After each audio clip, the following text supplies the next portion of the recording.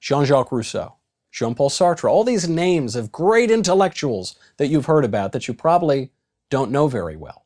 We are going to be taking a look at all of them coming up on the book club with the book Intellectuals by Paul Johnson. Something about intellectuals is they all seem to love humanity, but they don't like humans very much. Even the idea of the intellectual is a totally modern invention of just the last 250 years.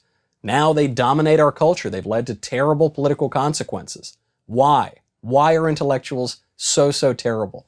Read the book and tune in to find out on the book club. I'm Michael Knowles. Happy reading. PragerU is a 501c3 nonprofit organization, so we rely on donations from viewers like you to keep this content on the air. Please consider making a tax-deductible contribution today to help keep this content coming. Thank you very much.